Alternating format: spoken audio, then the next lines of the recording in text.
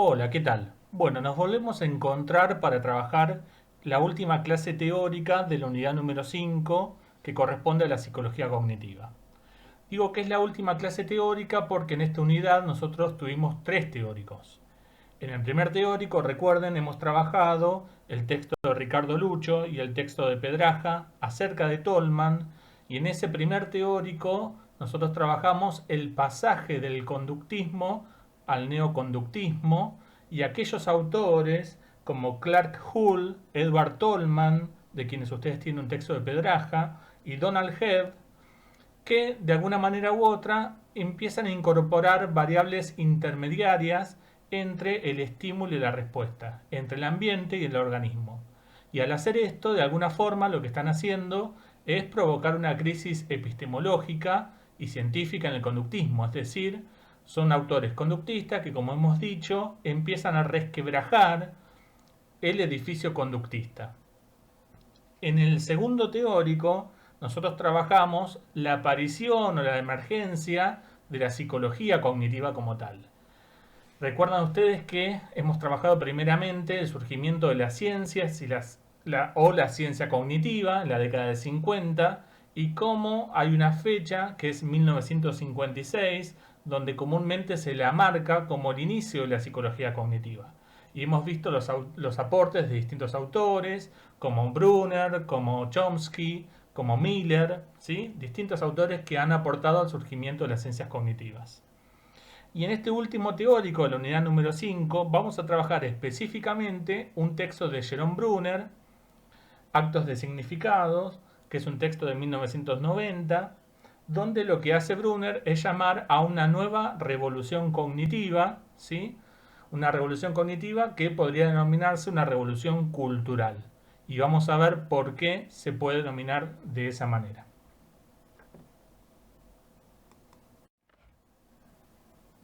Muy bien, para comenzar me gustaría comentarles un poquito, un punteo muy conciso, muy breve de quién es, o quién ha sido, mejor dicho, Jerome Brunner. Bueno, nació Brunner el 1 de octubre de 1915, nació ciego debido a una dificultad en la visión que tenía que ver con cataratas, nació en la ciudad de Nueva York y hasta los 2 años estuvo sin poder ver. Luego le hicieron una cirugía donde recuperó la vista. Es interesante este dato porque uno de los grandes campos de investigación de Brunner ha sido el campo de la percepción, ¿no?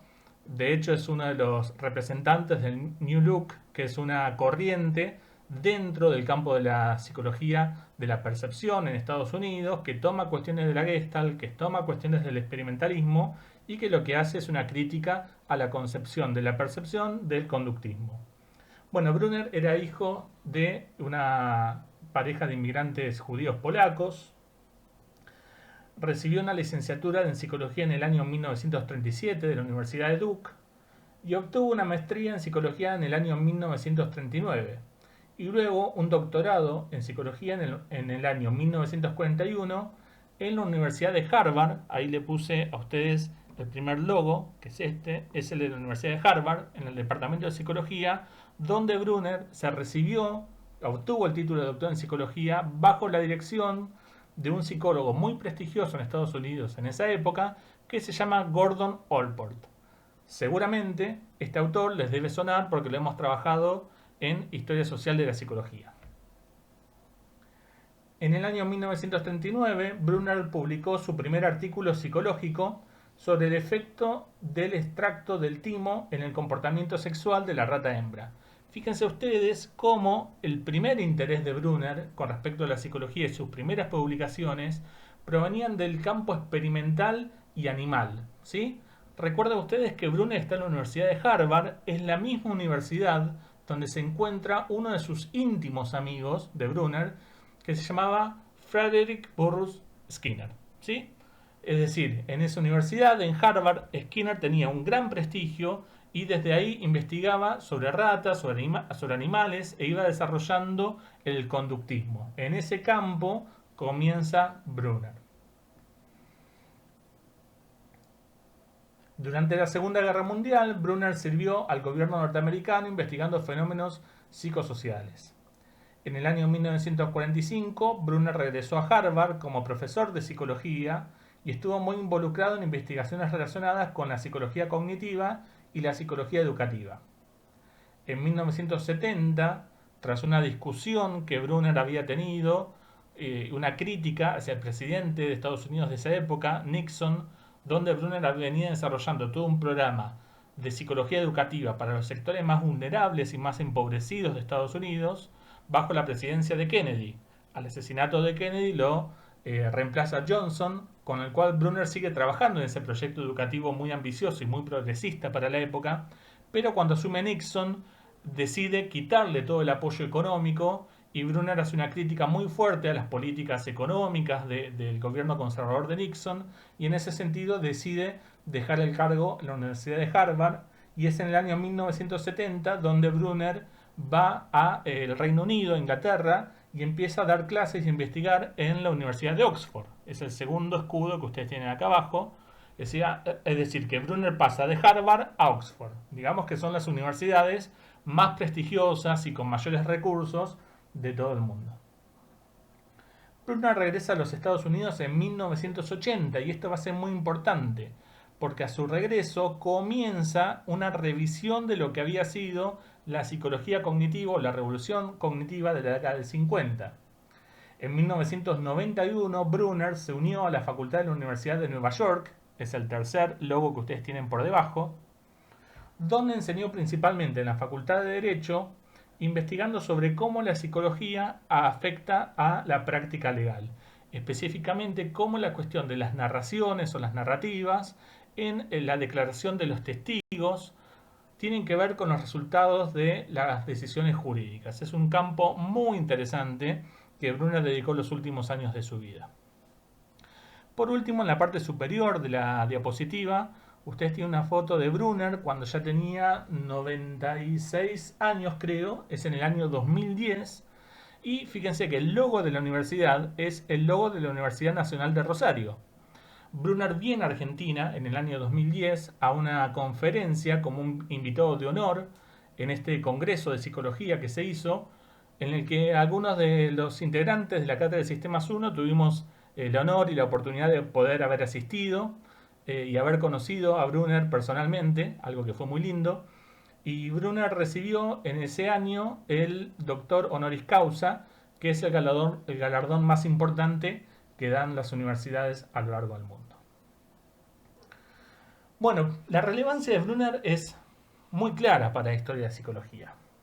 Él ha conseguido en 2 ocasiones ser protagonista de 2 revoluciones de la psicología. Primero siendo un destacado protagonista de la llamada revolución cognitiva de los años 50. Recordemos que ya en el año 1956 Brunner publicó un libro sobre estudio del pensamiento, ese fue el título, un estudio sobre el pensamiento. Es un libro que Brunner escribió junto a Goodenough y Austin, donde se estudiaba la inteligencia humana y cómo la inteligencia de las personas busca clasificar desde la niñez su entorno en clases significativas de hechos, tratando cosas distintas como si fueran equivalentes. Es un proceso de categorización o conceptualización que involucra la formación de conceptos, las tomas de decisiones, las cuestiones de inferencias. Y este libro es considerado como el inicio de la revolución cognitiva al criticar la postura conductista con respecto al aprendizaje. Fíjense que el año de publicación de un estudio sobre el pensamiento es 1956.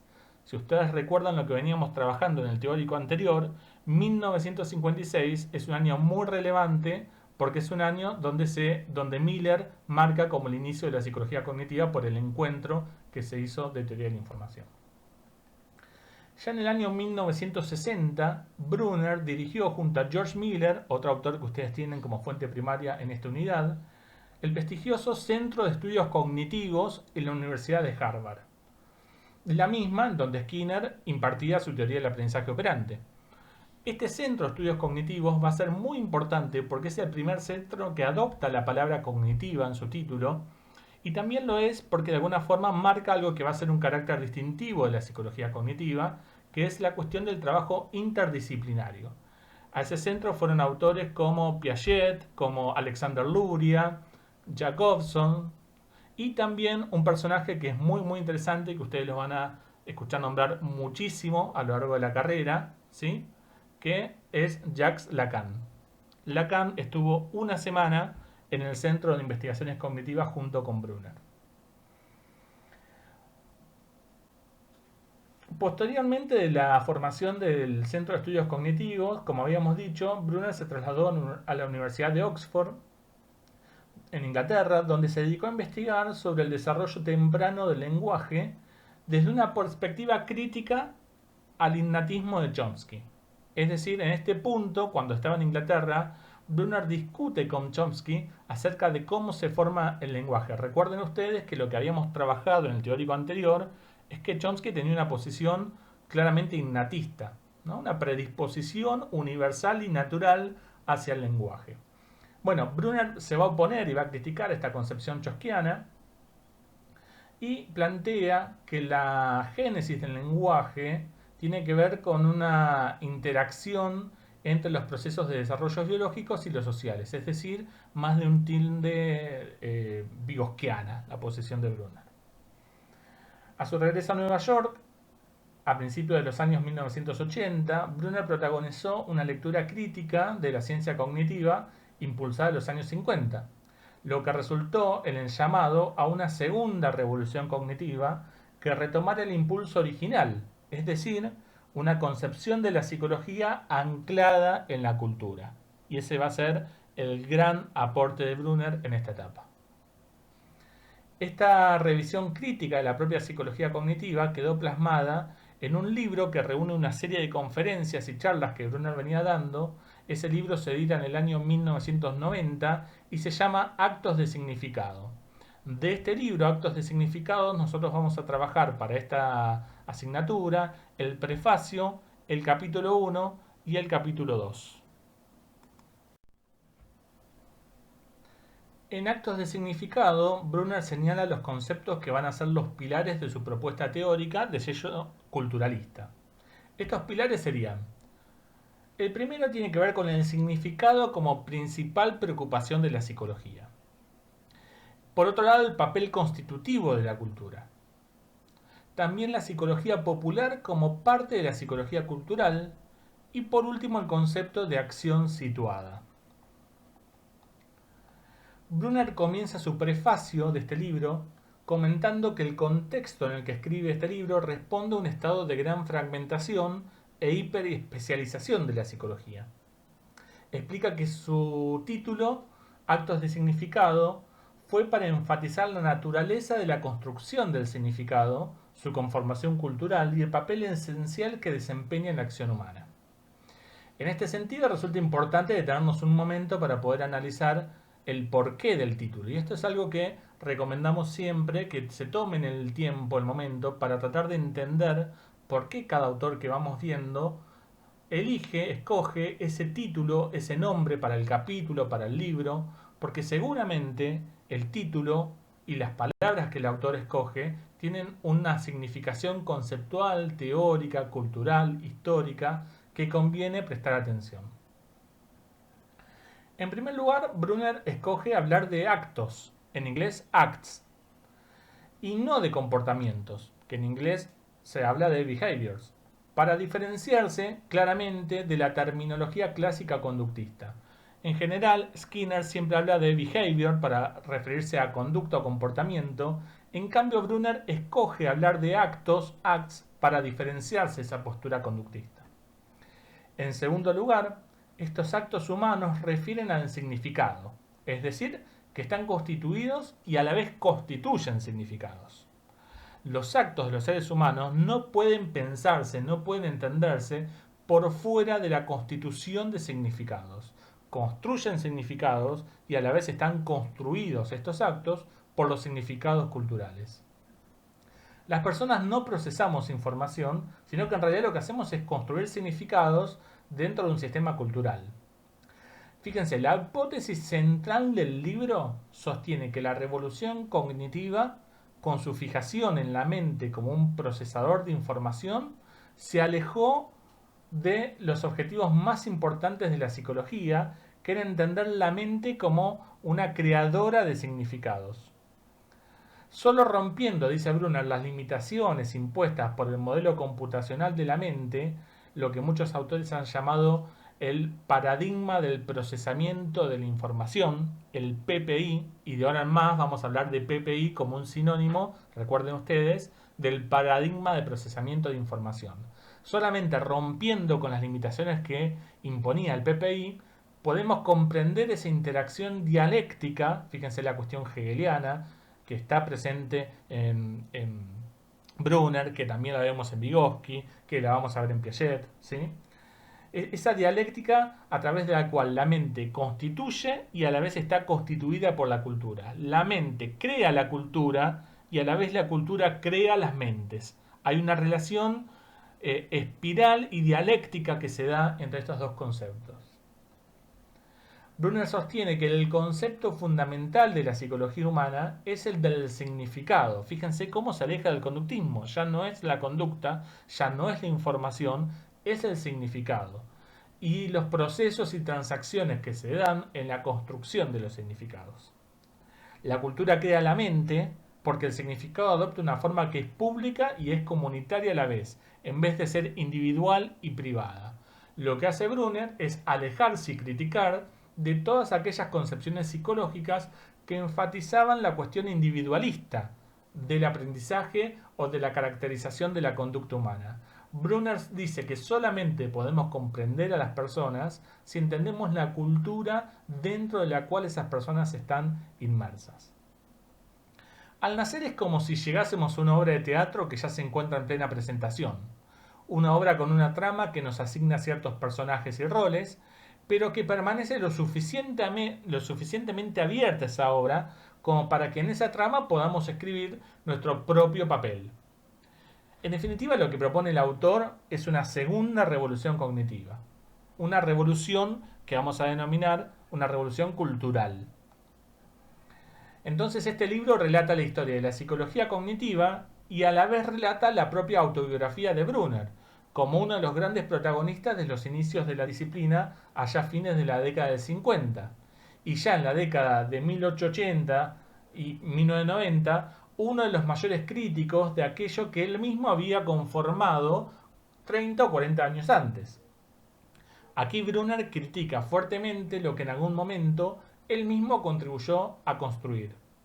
El libro es, según las propias palabras de Brunner en la página 14, un intento de mostrar cómo debe ser una psicología que se ocupe esencialmente del significado, cómo ésta se convierte inevitablemente en una psicología cultural y cómo debe aventurarse más allá de los objetivos convencionales de la ciencia positivista, de sus ideales de reduccionismo y de sus explicaciones causales y predicciones. Fíjense la crítica que hace Brunner a las posturas positivistas. La psicología cognitiva cultural de Brunner es de todo menos positivista.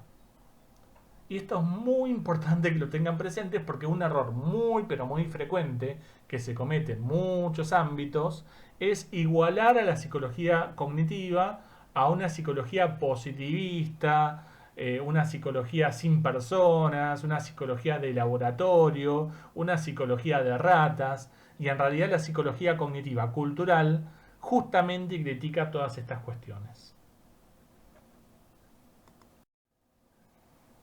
Como ustedes habrán visto, Brunner comienza el primer capítulo del libro, capítulo que se llama El estudio apropiado del hombre. Recuerden que en esta época, y no hace tanto tampoco, en vez de hablar de personas, se solía utilizar la palabra hombre para englobar a los varones, las mujeres, ¿sí? Una traducción de esto sería el estudio apropiado de las personas. Ahora fíjense, el estudio apropiado, dice Brunner. Si alguien destaca que hay una forma apropiada de estudiar a las personas, es porque considera que hay una manera inapropiada de hacerla. Me adelanto un poquito, pero ¿cuál es esa manera inapropiada de estudiar a las personas? Bueno, bien, voy a ser claro. La manera en cómo las ciencias positivistas y cómo la psicología que intentó ser positivista, encarnada sobre todo en el conductismo, intentó estudiar las personas solamente mediante las conductas observables. Esa es la manera inapropiada de estudiar la psicología para Brunner.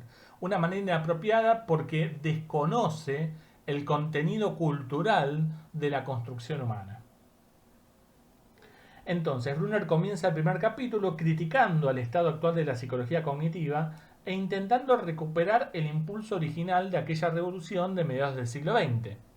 Vamos a detenernos unos segundos en leer textualmente cómo empieza el capítulo, porque es de esos párrafos que resultan esenciales y que sintetizan de una manera fantástica todo lo que nos está proponiendo el autor. Y la verdad es que no puedo encontrar mejores palabras para decirlo que las que nos propone el propio Brunner. La cita dice esto: quiero comenzar adoptando como punto de partida la revolución cognitiva. El objetivo de esta revolución era recuperar la mente en las ciencias humanas después de un prolongado y frío invierno de objetivismo. ¿A quién se refería con esto de prolongado y frío invierno de objetivismo? Al conductismo. Dice Brunner, pero lo que voy a contar a continuación no es la típica historia de progreso que avanza siempre hacia adelante, porque al menos en mi opinión, actualmente esa revolución se ha desviado hacia problemas que son marginales en relación con el impulso que originalmente la desencadenó. De hecho, se ha tecnicalizado de tal manera que incluso ha socavado aquel impulso original, dice Brunner. Esto no quiere decir que haya fracasado, ni mucho menos, puesto que la ciencia cognitiva se encuentra sin duda entre las acciones más cotizadas en la bolsa académica, utilizando una metáfora economicista. Más bien, dice Brunner, puede que se haya visto desviada por el éxito. Fíjense cómo una revolución cognitiva se desvió por ser exitosa. ¿Recuerdan esa frase que habíamos enfatizado tanto en historia, que decía Vilanova que el funcionalismo murió de éxito? Bueno, hay un aire familiar en todo esto, ¿no? Volviendo a Brunner. Más bien puede que se haya visto desviada por el éxito. Un éxito cuyo virtuosismo técnico le ha costado caro. Algunos críticos sostienen incluso, quizás injustamente, que la nueva ciencia cognitiva, la criatura nacida de aquella revolución, ha conseguido sus éxitos técnicos al precio de deshumanizar el concepto mismo de mente que había intentado reinstaurar en la psicología, y que de esta forma ha alejado a buena parte de la psicología de otras ciencias humanas y de las humanidades. Lo que Brunner nos está diciendo es que la psicología en la década de 1950 ya tenía ese impulso de instaurar la mente, el significado y la cultura como objetos centrales de estudio de la psicología. Esto en clara oposición a lo que decía el conductismo. Pero ese impulso original, esa intención de la psicología original, se vio socavado porque la psicología cognitiva se embelezó, se enamoró, se apasionó de la metáfora computacional. Y a partir de ahí se desvió hacia intereses que son marginales en la psicología. Este párrafo que leímos marca de entrada la posición del autor respecto al desarrollo de la psicología cognitiva, un desarrollo que no es lineal, sino que está marcado por desvíos, retrocesos y retornos. Ustedes recordarán a Dassinger cuando hablaba de la historia de las disciplinas y en el caso de la historia de la psicología, que no se podía pensar en una historia lineal, progresiva, donde se va acumulando cada vez más conocimiento. Sino ya decía Dassinger que la historia es una historia de discontinuidades, de rupturas, de puntos muertos. Bueno, esto es un poco lo que está diciendo Brunner con otras palabras. Para Brunner, el objetivo inicial de la revolución cognitiva de la década del 50 no era modificar al objetivismo conductista, sino reemplazarlo de raíz al instaurar al significado como el concepto fundamental de la psicología. Fíjense cómo lo dice en la página 22 del libro. Dice Brunner: creíamos que se trataba de un decidido esfuerzo por instaurar el significado como el concepto fundamental de la psicología, no los estímulos y las respuestas, ni la conducta abiertamente observable, ni los impulsos biológicos y su transformación, sino el significado. No era una revolución contra el conductismo, animada por el propósito de transformarlo en una versión más adecuada que permitiese proseguir con la psicología añadiéndole un poco de mentalismo. Edward Tolman ya lo había hecho con escasos resultados, dice Brunner. Es decir, que lo que nos está diciendo es que a diferencia de los neoconductistas como Hull, como Tolman, como Head, los cognitivos no querían modificar al conductismo, sino que lo que querían ya en la década del 50 era sustituirlo de raíz. Retomando la pregunta que se hacía Ricardo Lucho y que trabajamos en el primer teórico de la unidad 5, acerca de si el cognitivismo era una continuación o una ruptura epistemológica respecto al conductismo, bueno, acá está claro. Brunner adopta una postura clarísima. La psicología cognitiva no se propuso una modificación o refinamiento del conductismo, sino que nació como una clara propuesta de sustitución paradigmática. Quería desterrar al conductismo.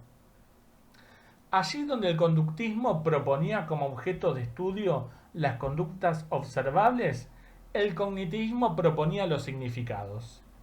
Mientras que el primero hablaba de un ambiente físico, el segundo hablaba de un sistema cultural.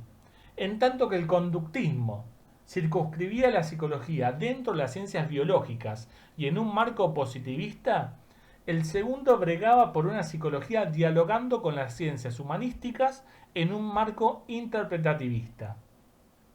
En este sentido, el impulso original de la psicología cognitiva, a la que intenta volver Brunner con este libro, retomaba la tradición del Wundt de la psicología de los pueblos, del Wilhelm Dilthey y su psicología dentro de las ciencias del espíritu, y los aportes de la escuela sociohistórica, sobre todo los aportes de Lev Vygotsky, que nosotros hemos trabajado ya en unidad 2 de esta asignatura.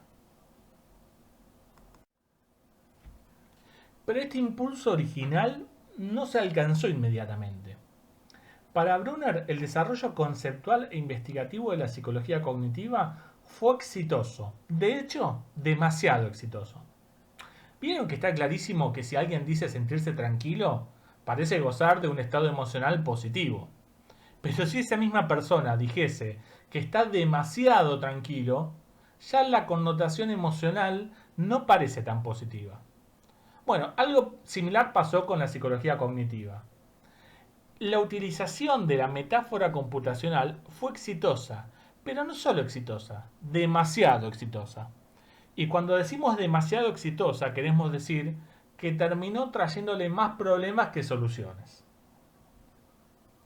En un principio, la metáfora computacional, el paradigma de procesamiento de información, el PPI, otorgó un alto poder explicativo y una gran capacidad heurística, es decir, de producir investigaciones creativas y novedosas. Así se planteó que las personas funcionaban de una manera similar a las computadoras, en la utilización y manipulación de la información de entrada y de salida.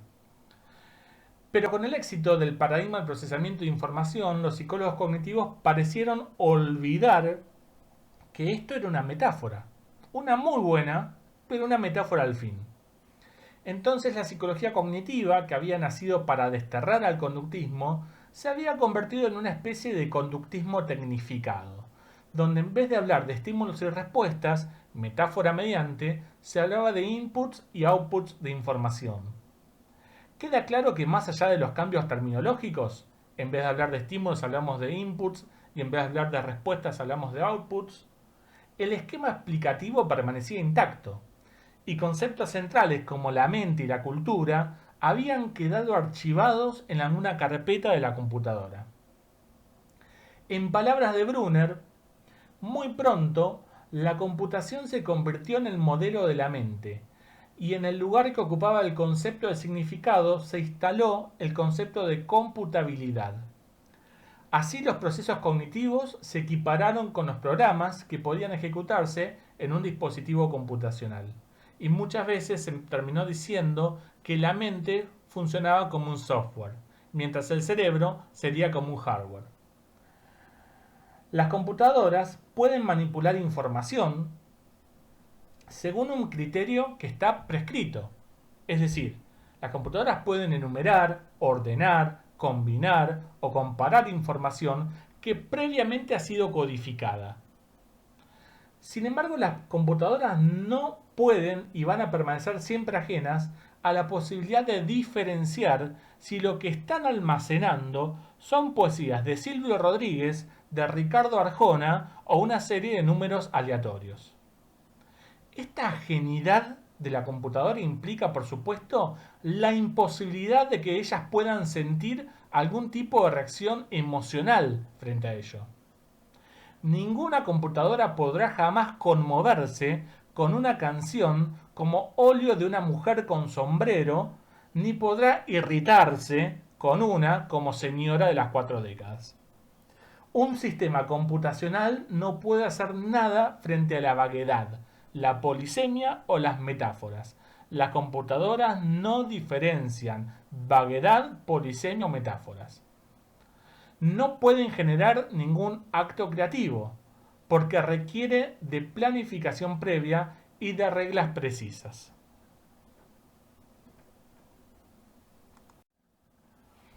Ahí está la gran diferencia entre Bender y Fly. Mientras que Bender, que es una computadora, un robot, procesa información y se caracteriza por ser ajeno a la emocionalidad, Fly no procesa información, sino que construye significados.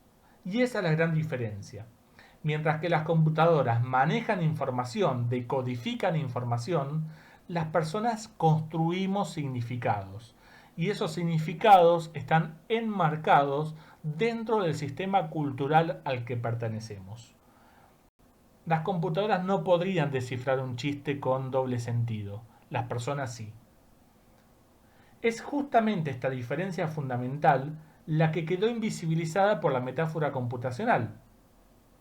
Según Brunner, con el PPI, se produjo un renovado ataque a los estados mentales, a la intencionalidad y al concepto de agentividad.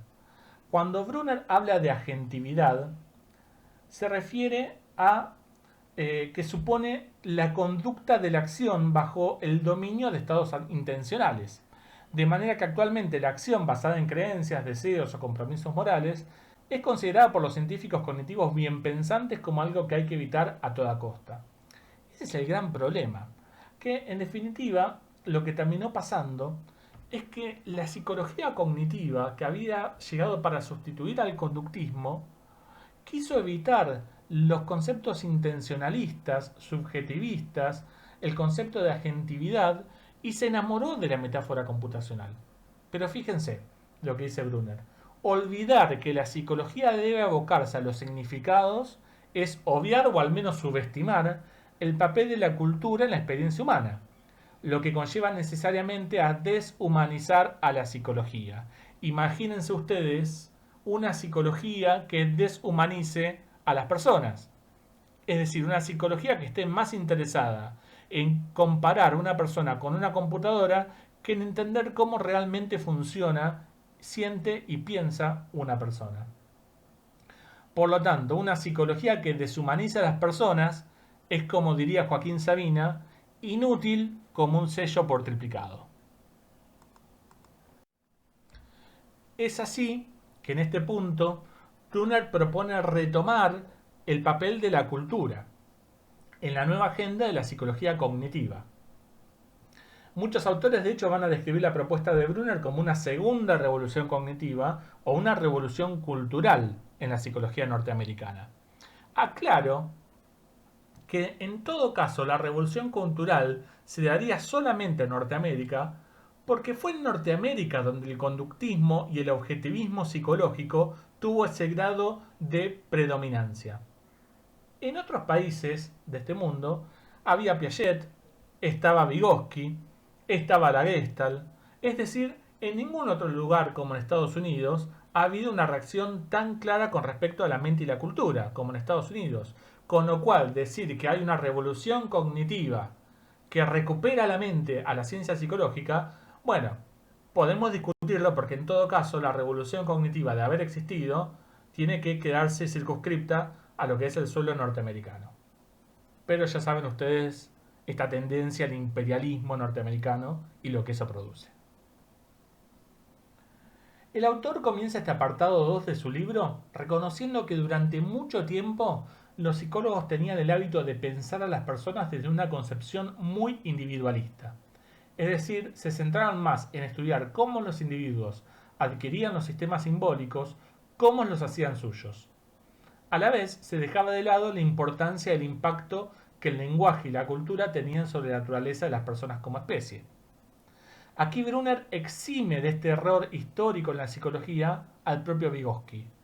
Muchos autores van a decir que Brunner retoma las banderas de Vygotsky 50 años después.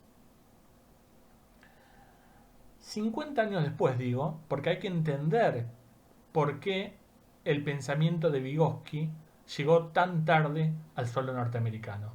Y solamente podemos entender eso si acudimos una vez más al contexto social, histórico, político, económico que da cuenta de los procesos y desarrollo de las teorías científicas. No podemos olvidar que lo que ha habido en gran parte del siglo XX entre Rusia y Estados Unidos fue una especie de guerra fría donde ningún conocimiento producto cultural de Rusia llegaba fácilmente a suelo norteamericano.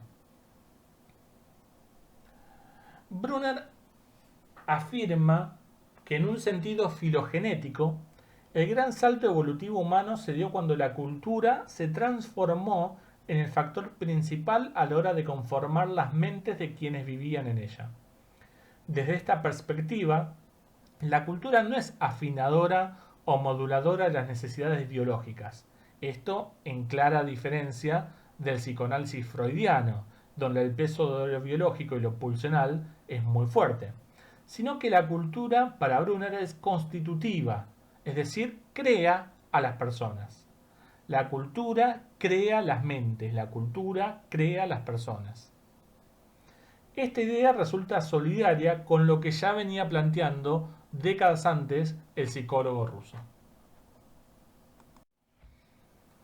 Brunner aporta 3 buenas razones por las cuales la cultura desempeña un rol fundamental en la psicología. Recuerden que este es el gran impulso en este momento de la propuesta de Brunner.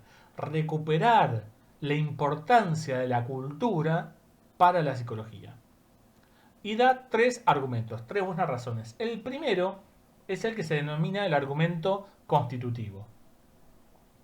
Es decir, la participación de las personas en la cultura y la realización de sus potencialidades mentales a través de la cultura hace que sea imposible concebir una psicología humana basándose solamente en el individuo. Los seres humanos, dice Brunner, no terminan en su propia piel, sino que son una expresión de la cultura. El argumento constitutivo, entonces, tiene que ver con que si los seres humanos son construidos por la cultura, ¿cómo la psicología que estudia a los seres humanos podría prescindir de la cultura? El segundo argumento es una consecuencia de lo anterior.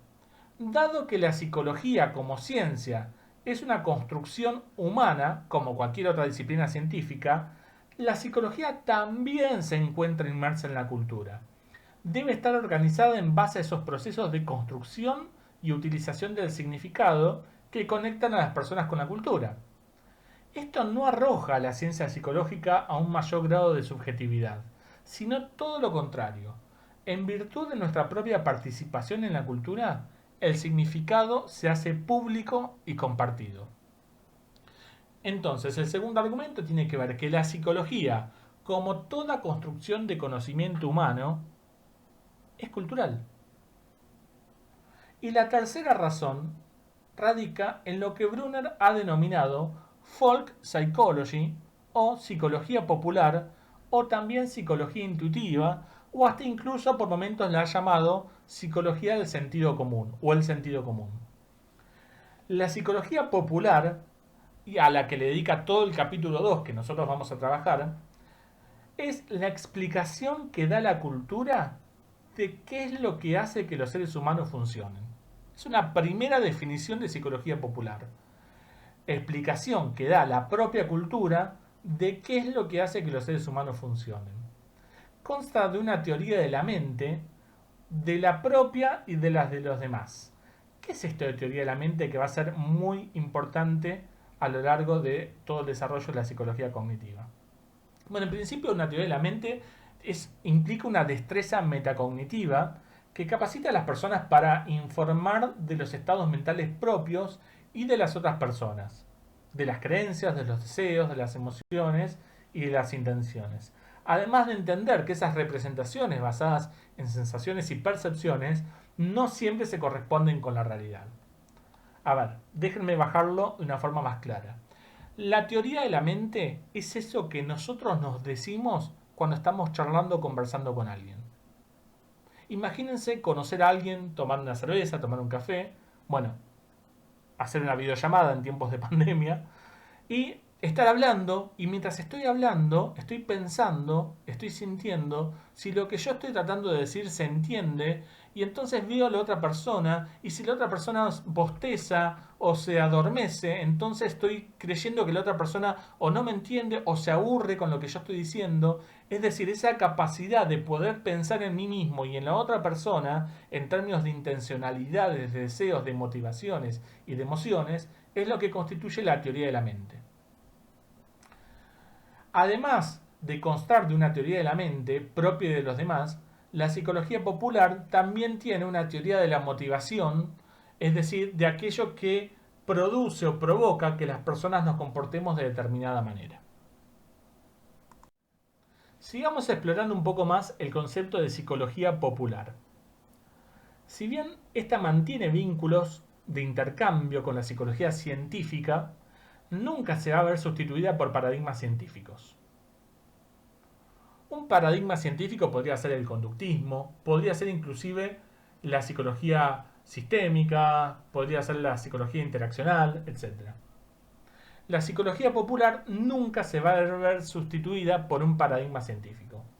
Ello se debe a que la psicología popular se ocupa de la naturaleza, las causas y las consecuencias de aquellos estados intencionales. ¿Cuáles son los estados intencionales? Nuestras creencias, nuestros deseos, nuestras intenciones, nuestros compromisos, que han sido a lo largo de la historia despreciados por el grueso de la psicología científica en un intento torpe de explicar a las personas de una manera objetiva. Y ustedes no me ven, pero cuando digo objetivo, estoy haciendo con los deditos como si fueran comillas. La psicología popular sigue dominando las transacciones de la vida cotidiana. Y aunque experimente cambios, no es inmutable la psicología popular, se resiste a ser domesticada y a pasar al ámbito de la objetividad científica. Incluso, dice Brunner, héroes intelectuales como Darwin, Marx, Freud, se van transformando gradualmente y terminan por ser absorbidos por la cultura popular. Pensemos, por ejemplo, cómo en cualquier reunión familiar o en una salida entre amigos, amigas, amigues, es frecuente escuchar comentarios como, che, esta persona tenía un Edipo bárbaro. O, por ejemplo, se le escapó un fallido. O, este tipo es un desclasado. Fíjense cómo conceptos de lo científico se nutre de la psicología popular y la psicología popular lo transforma, lo resignifica y lo utiliza dentro de un criterio que no es un criterio conceptual o teórico científico, sino que tiene que ver con un sentido sobre todo pragmático. Para Brunner, la tradición conductista ha eludido sistemáticamente una psicología centrada en los significados culturales por dos razones. La primera tiene que ver con que esta tradición conductista restringió los estados subjetivos no tanto como datos de la psicología, sino como conceptos explicativos. Y esto es producto del positivismo lógico. Esto ya lo hemos visto en el teórico anterior. Y la segunda razón por la cual la psicología conductista dejó de lado la cultura tiene que ver con que cree que tomar en cuenta la cuestión de la cultura para la psicología es caer inevitablemente en un relativismo, precisando una teoría psicológica distinta para cada cultura que estudiemos. Ante esto, Brunner manifiesta que lo que debe preocuparnos es el lado epistemológico del relativismo más que el costado evaluativo. Dice Brunner, lo que conocemos, ¿puede ser absoluto o es siempre relativo a alguna perspectiva? Claramente que él adopta la segunda postura. Una psicología cultural no necesita preocuparse por el relativismo. Esta cuestión tiene que ver con el concepto de receptividad. Es decir, en Brunner el concepto de receptividad tiene que ver con la voluntad de construir el conocimiento y los valores desde múltiples perspectivas sin perder el compromiso con los propios valores que son siempre comunales y consecuentes desde el punto de vista de nuestra relación con una cultura determinada. De esta manera, Brunner critica las psicologías objetivistas por haber resuelto mal el problema. Fíjense cómo lo dice Brunner en la página 33 del libro. La furia antimentalista contra la psicología popular sencillamente yerra al blanco, es decir, le erra. La idea de desprendernos de la cultura como quien suelta el lastre en aras de liberarnos de los estados mentales en nuestras explicaciones cotidianas de la conducta humana equivale a tirar a la basura los fenómenos mismos que la psicología necesita explicar. Una psicología sensible a la cultura está y tiene que estar basada no solo en lo que la persona hace, sino en lo que las personas dicen que hacen. Decir y hacer para Brunner constituye una unidad funcionalmente inseparable en cualquier psicología que sea orientada culturalmente. La relación entre lo que hace y lo que dice, entre el proceder normal y cotidiano de la vida, es siempre interpretable. Existe una congruencia pública interpretable entre decir, hacer y las circunstancias en que ocurren lo que se dice y lo que se hace. La psicología cultural, casi por definición, no se puede preocupar de la conducta, sino de la acción, que es su equivalente intencional. Y más concretamente, va a decir Brunner, y atente a esto, se ocupa de la acción situada. Es decir, situada en un escenario cultural y en los estados intencionales mutuamente interactuantes entre sus participantes. El objetivo de una psicología popular, lo voy a resumir así, no puede ser la conducta volando en el éter, sino que se trata de una conducta que Brunner denomina acción situada, una conducta cargada y plasmada de un significado cultural dentro del sistema simbólico donde esa acción situada tiene sentido.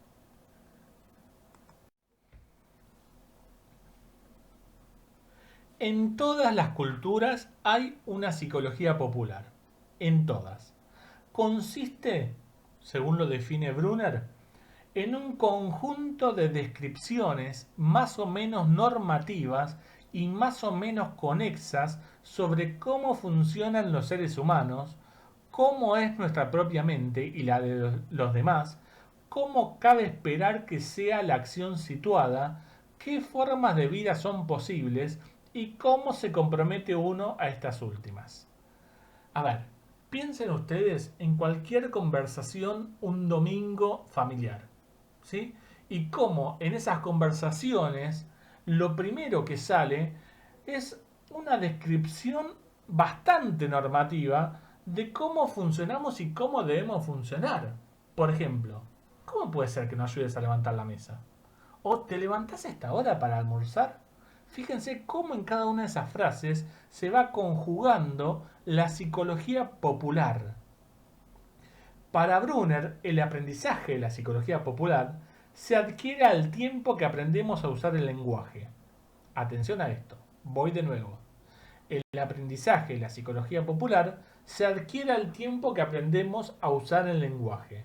Es decir, en las primeras interacciones que requiere la vida comunitaria. ¿Y cuáles son esas primeras interacciones? En general son con nuestros padres o aquellas personas que cumplen la función de tutores. Esto que está planteando Brunner está en clara consonancia con lo que ya planteaba Vygotsky referido, atención, al concepto de internalización de las funciones psicológicas superiores. La psicología popular es el sistema mediante el cual la gente organiza su experiencia, conocimiento y transacciones relativos al mundo social. A diferencia de la psicología científica, Su principio de organización es narrativo, no conceptual. La psicología popular opera de manera implícita, no necesita de explicitación de sus reglas. Esta es la gran diferencia con la psicología científica. Una teoría científica tiene un núcleo duro, tiene hipótesis, tiene desprendimiento de esas hipótesis, tiene observaciones, tiene comprobación empírica. Bueno, la psicología popular no requiere de nada de esto, porque se organiza no en función de conceptos teóricos, sino, atención a lo que voy a decir, se organiza en función de creencias y de narraciones. Uno de los componentes fundamentales de la psicología popular son las creencias que forman parte de las narraciones sobre situaciones humanas. Estas creencias se usan durante la vida cotidiana, es decir, no requieren ser comprobadas experimentalmente. Por ejemplo, una creencia moral, la que nos indica lo que está bien y lo que está mal, podría ser la creencia de que la desigualdad, por ejemplo, es algo que debe ser combatido. O la creencia de que mi pareja no me va a engañar. Como vemos, lo que Brunner ha llamado psicología popular es sencillamente un conjunto de creencias que funciona en una sociedad concreta en un momento determinado sobre lo que es una persona, sobre cómo se comporta una persona y sobre qué podemos esperar de las personas y cómo podemos explicar sus actos. Cuando estas creencias constitutivas de nuestra psicología popular se ven afectadas, se vuelve necesario construir narraciones que den sentido a la experiencia. Es decir, cuando las cosas son como deberían ser, las narraciones de la psicología popular son innecesarias. Cuando las creencias funcionan, no hace falta narrarme nada. Por ejemplo, yo creo que si voy a la parada del colectivo a las 10:15, el colectivo pasará. Voy a la parada del colectivo a las 10:15, el colectivo no pasa. Es decir, mi creencia está afectada por la realidad. Entonces, cuando mi creencia se ve afectada por la realidad, creo una narración que dé sentido a la experiencia. Entonces mi narración podría ser, quizás tengo mal el horario en mi celular, quizás el colectivo pasó antes porque había poca gente, quizás el colectivo se averió y está llamando a un service. Es decir, las narraciones nos ayudan a ponerle sentido ahí donde nuestras creencias se ven afectadas. Como decíamos, el principio organizativo de la psicología popular es narrativo, en vez de conceptual. Y sobre determinadas narraciones se crean expectativas canónicas. Esto es muy importante. Este sentido de lo canónico, lo que debe ser, y lo ordinario, se convierte en una especie de telón de fondo sobre el cual se interpreta y narra el significado de lo inusual, de lo que se desvía de lo normal. En este punto yo solía, en las clases presenciales, cuando explicaba este punto, solía irme de la clase. Me iba. Estaba hablando, como lo estoy haciendo ahora, y de pronto abría la puerta y me iba. Y volvía a los 5 minutos. Cuando regresaba a los 5 minutos, le pedí a los estudiantes que me comenten qué había pasado. ¿Qué creen que había pasado? Era muy divertido ver cómo los estudiantes crean narraciones que den sentido a mi conducta no canónica. Es decir, un profesor no se puede ir así como sí, sin decir nada. Entonces algunos decían, no, seguramente tuvo una llamada de suma urgencia y tuvo que salir. Otros dijeron, no, seguramente como toma tanto café, le dieron ganas de tomar café y se fue a buscar uno. Otros dijeron, no, debe haber tenido una necesidad fisiológica importantísima que tuvo que salir de manera tan rápida.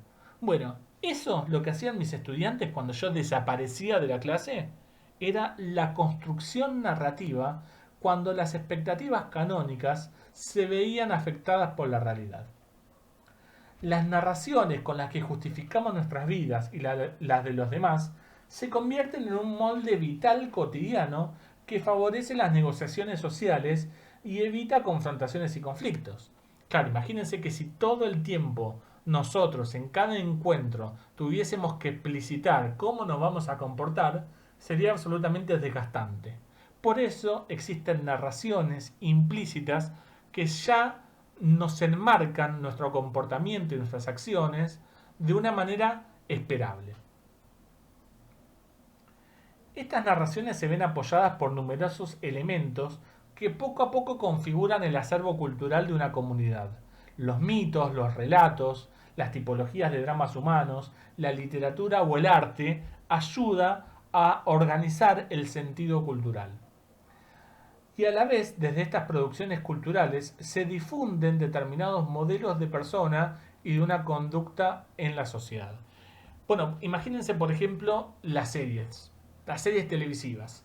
Las series televisivas son acervos culturales que nos transmiten narraciones y nos transmiten formas de comportarnos. En algún momento, la familia Ingalls, ¿sí? Yo sé que me estoy yendo décadas y décadas atrás en la cultura popular, pero si alguien sabe que era la familia Ingalls, se trataba de una familia norteamericana del siglo XIX que era un ejemplo comunitario. Fíjense que esa producción cultural marcaba la manera en cómo las personas deben comportarse. Y fíjense los cambios que ha habido en las series en las últimas décadas y cómo la música, el cine, la televisión, los libros pueden dar cuenta de nuevos fenómenos sociales y de la inclusión de nuevos personajes sociales que de alguna manera legitiman el nuevo orden social.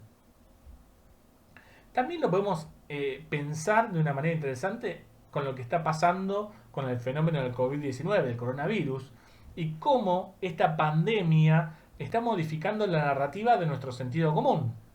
¿En qué sentido el coronavirus modifica la narrativa de nuestra cotidianeidad?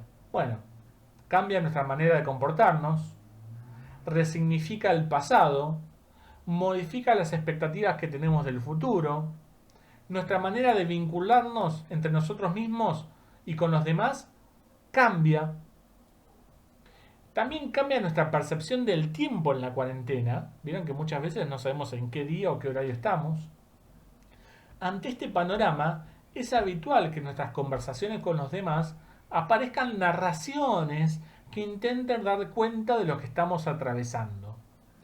Entonces aparecen narraciones descriptivas, donde comentan que sí, hay tantos muertos en tantos lados, narraciones científicas, y vemos en los medios sociales cómo aparecen médicos o epidemiólogos que cuentan cómo, en qué consiste el virus, en qué consiste el contagio, narraciones morales que nos dicen que esto es consecuencia de la desigualdad, que esto es consecuencia de la injusticia, narraciones religiosas que inclusive dan cuenta del designio de un Dios acerca de esto, narraciones prescriptivas que nos dicen, por ejemplo, que los mayores de 70 años no deben salir sin un permiso, por ejemplo.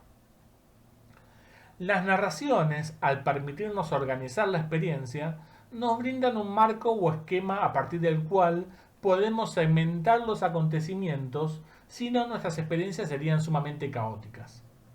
Esto es lo que suele ocurrir en algunas experiencias psicóticas, en las que el delirio psicótico restituye cierto orden que permite algún tipo de funcionamiento. Es decir, las personas que tienen un brote psicótico muchas veces justamente lo que pierden son los marcos o los esquemas con los cuales poder organizar su experiencia.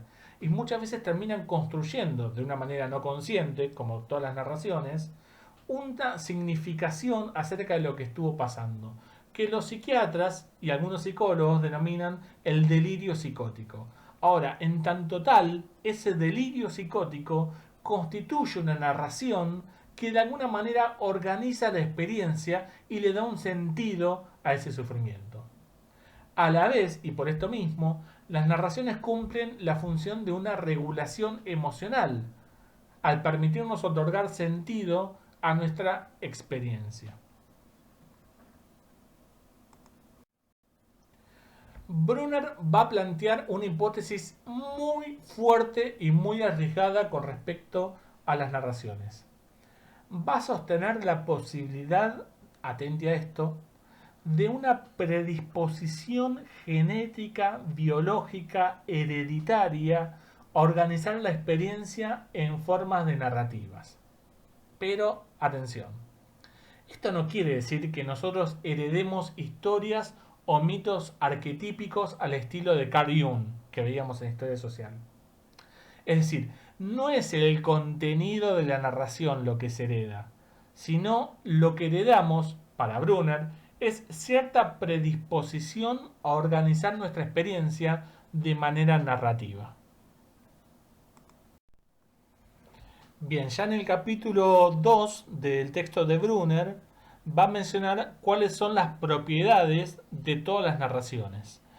Para ejemplificar o para dar cuenta de estas propiedades, les propongo a los que tengan la posibilidad de ver una serie muy interesante que se ha traducido para Latinoamérica como Poco Ortodoxa. Es una serie que está disponible en Netflix, tiene muy pocos capítulos, creo que son 5, una cosa así, donde cuenta la historia de una mujer dentro de una comunidad religiosa judía muy ortodoxa.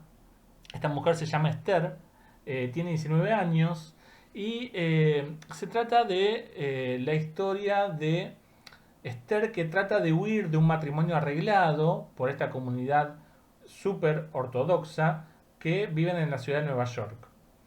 Esta chica, al huir, se intenta irse a Berlín en una búsqueda muy personal de su propia identidad, de sus propios deseos, y el esposo viaja a Berlín para buscarla y para traerla de vuelta a la comunidad donde vive, porque todo aquello que Esther quería hacer parecía estar condenado y prohibido dentro de la religión de esa agrupación judía ortodoxa a la que pertenecían.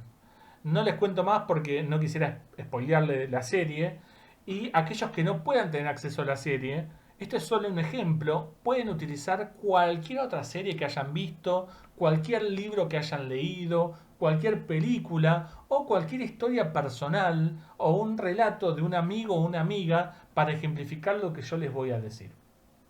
En realidad, lo que yo les voy a decir es lo que Brunner nos está comentando acerca de cuáles son las características de toda narración. Él dice que hay 5 características que están plasmadas en esta diapositiva. La primera tiene que ver con la secuencialidad. Una narración consta de una secuencia singular de sucesos, estados mentales, acontecimientos en los que participan seres humanos como personajes o actores. Estos son sus componentes, pero estos personajes cobran valor en el lugar en que ocupan dentro de la trama. Entonces, para comprender una narración, tenemos que captar la trama que la configura para poder dar sentido a sus personajes. A su vez, la configuración de la trama se extrae de la secuencia de los acontecimientos, ¿sí? Es decir, para que una narración tenga sentido, tiene que haber una secuencialidad de acontecimientos dentro de una trama que le dé sentidos. Por ejemplo, si yo les pidiese, bueno, cuéntenme qué hicieron ayer. Ustedes podrían decir, bueno, ayer me desperté a las 8 de la mañana, me desperté a las 2 de la tarde, me cepillé los dientes, me pegué una ducha y entonces me tomé un buen café. Y fíjense cómo en ese relato narrativo hay toda una secuencialidad de acontecimientos que va dándole sentido a la trama. El segundo componente de una narración es lo que Brunner llama indiferencia fáctica. ¿Qué significa esto? Miren, las narraciones pueden ser reales o imaginarias, pero eso no menoscaba su poder como relato. Es decir, que el sentido y la referencia de un relato guardan entre sí una relación anómala, dice Brunner. Lo que determina su trama es la secuencia de sus oraciones, no la verdad o la falsedad de esas oraciones. Fíjense, ustedes están viendo una serie o están leyendo un libro. No importa si lo que está diciendo el libro, la historia, lo que están viendo, sucedió realmente o no sucedió. Hay una indiferencia fáctica con respecto a la realidad, porque lo que opera, lo que produce la narrativa, por ejemplo, el sentido y la emocionalidad, no dependen de la facticidad del acontecimiento narrativo. La tercera cuestión que va a marcar Brunner es muy importante y tiene que ver con la canonicidad. Fíjense, recuerden que la canonicidad tiene que ver con lo que se debe y lo que no se debe, lo que está permitido y lo que no está permitido. Dice Brunner que la viabilidad de una cultura, es decir, para que una cultura sea viable, sea posible, depende de su capacidad para resolver conflictos, para explicar las diferencias y para renegociar los sentidos comunitarios. Los significados negociados son posibles gracias al aparato narrativo de que disponemos para hacer frente simultánea a la canonicidad, lo que debe ocurrir, y la excepcionalidad, lo que puede ocurrir. Brunner va a hablar de una regla de situación, según la cual se espera que las personas se comporten de acuerdo con las situaciones con independencia de cuáles sean sus papeles. Cuando la gente se comporta de acuerdo con este principio situacional, no preguntamos por qué lo hacen de esa manera. Por ejemplo, cuando todos nosotros vamos a un aula en el práctico y el docente está dando el práctico y nosotros como estudiantes nos sentamos en nuestros pupitres mirando todos para el mismo lugar, no nos preguntamos por qué hacemos eso, solamente nos comportamos de esa manera. En cambio, cuando nos encontramos ante una excepción de lo corriente, requerimos una narración que nos dé razones de la conducta inapropiada. Yo lo que solía hacer en este punto era sentarme en el medio de los estudiantes, en un pupitre, y sentarme junto con ellos mirando al pizarrón sin que haya ningún docente. Eso causaba cierta incomodidad en el aula. Entonces los estudiantes preguntaban, pero ¿qué haces? Y ahora viene alguien a dar la clase, ¿por qué te sentás acá? O pensaban, bueno, se sentará acá porque intenta decirnos o plantearnos algo. Fíjense que cuando alguien se comporta de una manera no canónica, se requiere de una narrativa que dé cuenta de las razones de esa conducta inapropiada. La función de la narración es encontrar un estado intencional que mitigue o al menos haga comprensible la desviación respecto al patrón cultural canónico. Pensemos en esta serie poco ortodoxa y cómo, fíjense, las narrativas que se ponen en marcha respecto al conflicto cuando ella decide no comportarse de manera canónica, cuando ella decide ir a estudiar piano, cuando ella decide no cortarse el pelo, cuando ella decide no tener sexo en los días y el horario en que debe tener sexo, empiezan a surgir un montón de narrativas culturales que intentan explicar la conducta de Esther. Por ejemplo, Esther está loca, Esther es especial, Esther siempre fue conflictiva, etc. El cuarto elemento de las narraciones es el carácter dramático. Las historias bien construidas constan de 5 elementos: un actor, una acción, una meta, un escenario y un instrumento. Por ejemplo, en la serie poco ortodoxa, un actor podría ser Esther, una acción podría ser tomarse un vuelo hacia Berlín, una meta, conocerse a sí misma y dejar la comunidad en la cual vivía, un escenario, podría ser Brooklyn, y un instrumento, el pasaje de avión. El problema consiste en la existencia de un desequilibrio entre cualquiera de estos 5 elementos antes mencionados, dice Brunner. El dramatismo se centra en desviaciones respecto a lo canónico que tienen consecuencias morales o valóricas. Narrar una historia supone ineludiblemente, adoptar una postura moral. Narrar una historia implica adoptar una postura moral, aun cuando esa postura moral vaya en contra de las posturas morales. Pensemos cómo se juega la cuestión de la moralidad en la serie poco ortodoxa. Y por último, el paisaje dual. Esto quiere decir que los acontecimientos y las acciones del mundo real, entre comillas, ocurren al mismo tiempo que una serie de acontecimientos mentales en la conciencia de los protagonistas. Y esto también Brunner lo desarrolla como los dominios de la realidad, ¿no? El dominio externo, el dominio interno y un dominio intermedio que Brunner va a estar caracterizado por la psicología popular. Si ocurriese una discordancia entre el mundo real y el mundo intencional, se haría necesaria una narración. Es decir, por ejemplo, Esther tiene la expectativa de quedar en una prueba acerca de sus aptitudes musicales en Berlín. Fíjense qué pasa cuando hace esa evaluación o ese concurso. No les quiero spoilear la serie. Pero a eso se refiere el paisaje dual. Otra cuestión importante en el texto de Brunner será lo que refiere al tema de las relaciones que Brunner encuentra entre la naturaleza o el mundo biológico y la cultura. Tradicionalmente, herencia del positivismo en las ciencias humanísticas, se creía que la cultura era una especie de capa superpuesta sobre la naturaleza humana, la cual, la naturaleza humana, estaba determinada biológicamente. Se daba por supuesto que las causas de la conducta radicaban en ese sustrato biológico. Pero la postura del autor es claramente distinta con esta idea. Dice Brunner en la página 38 de su libro. En cambio, lo que yo me propongo sostener es que las verdaderas causas de la acción humana son la cultura y la búsqueda de significado dentro de la cultura. El sustrato biológico no es una causa de la acción, sino como mucho una restricción o una condición de ella. De esta manera lo que hace Brunner es oponerse al reduccionismo biologicista y lo ejemplifica diciendo que el motor no es la causa por la que vamos en automóvil al supermercado para hacer las compras semanales. El motor del auto no es la causa por la cual yo me subo al auto y puedo llegar hasta el supermercado. Admite, claro está, que sin motor el auto no arrancaría, pero el motor no es la última explicación de nuestra acción. Para entender nuestra acción, tendríamos que pensar qué es lo que hace que yo vaya a comprar los alimentos en auto a un supermercado. Y para encontrar esa respuesta, ineludiblemente tengo que sumergirme en los efectos de la cultura sobre mí. Dice Brunner en la página 39.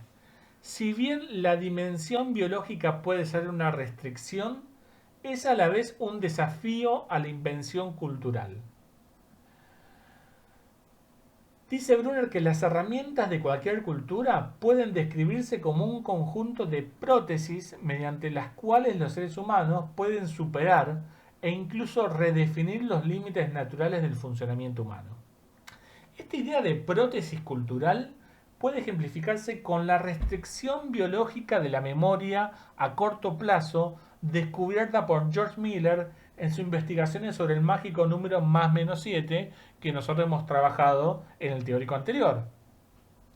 Aún así, los seres humanos pueden superar esta limitación a la memoria a corto plazo construyendo sistemas de codificación, procedimientos nomotéticos o hasta incluso trucos lingüísticos. No podemos recordarlo todo, y por eso hemos inventado la escritura y hasta construimos monumentos para recordarnos situaciones. Al igual que si no podemos ver muy bien, también los seres humanos, por medio de nuestra cultura, hemos construido lentes de contacto, por ejemplo. Otro ejemplo podría ser la necesidad fisiológica de alimentarse. Bueno, esta necesidad que es de carácter biológico, fisiológico, que se nos impone, inclusive puede quedar suspendida durante un tiempo por un artefacto cultural, una narrativa cultural, como lo es un ayuno político o religioso.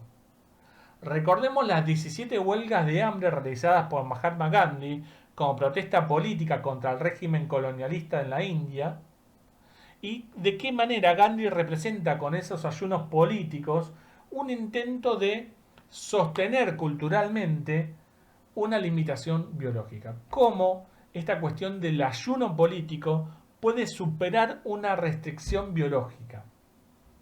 En definitiva, dice Brunner, en tanto que la biología es la que impone limitaciones, pero como hemos visto, la cultura tiene incluso el poder de ablandar esas limitaciones.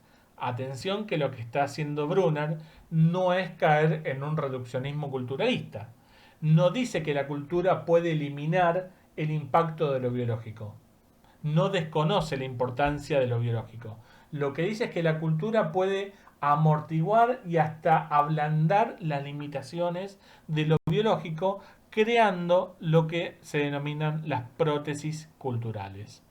Ejemplo de prótesis culturales: una lente de contacto, un ayuno político religioso, un monumento, un libro, un motor de un auto, o lo que descubrió George Miller con el mágico número más o menos 7, la capacidad de crear sistemas nomotéticos que nos ayuden a superar las limitaciones biológicas de la memoria.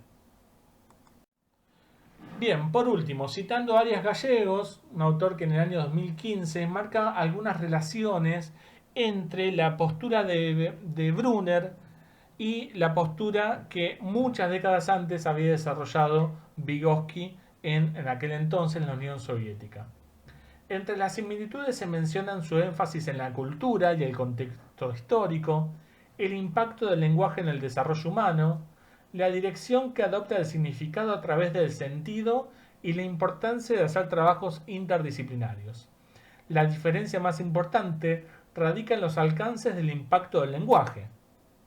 Mientras que para Vygotsky el lenguaje favorece el pasaje de las funciones psicológicas inferiores a las funciones psicológicas superiores a través de sus vínculos con el pensamiento y la función reguladora de la conducta, para Brunner, en cambio, el lenguaje nos permite la construcción de diversas realidades, siendo una de esas realidades nuestra propia identidad, es decir, quiénes somos. Cuando me preguntan quién soy yo, quién es Gustavo, respondo con una narrativa que de alguna forma organiza mi experiencia de mí mismo. En este sentido, para Brunner, las narraciones que creamos nos ayudan a formular quiénes somos. Por tanto, nuestra identidad es un yo situado, producto de la negociación con los demás y construido a partir de una realidad social. Nadie puede construir una narrativa de su propio yo por fuera del sistema cultural y simbólico al cual pertenece. En conclusión, Jerome Brunner ha sido un autor muy prolífico y de avanzada para su época. Sus desarrollos retoman ideas de autores como Piaget, Vygotsky sobre todo, lingüistas como Jacobson, Chomsky y psicólogos como Miller y también Bartlett con el concepto de esquema. Ha desarrollado sus trabajos en campos tan distintos como la psicología militar durante la Segunda Guerra Mundial, la psicología evolutiva durante su primera etapa, la psicología educativa, en la cual Brunner ha construido conceptos muy importantes como el de andamiaje, retomando conceptos de Vygotsky como son el desarrollo próximo, y currículum espiralado, también es un concepto muy importante en la psicología educativa, y desarrollado también la psicología cultural y la psicología narrativa. En definitiva, su relevancia histórica es tan grande que ha sido protagonista de dos grandes revoluciones en la psicología. La psicología cognitiva, la revolución de la psicología cognitiva durante la década del 50 y una segunda revolución cognitiva cultural a partir de la década de 1980. Bueno, eso es todo, nos encontraremos en el próximo teórico.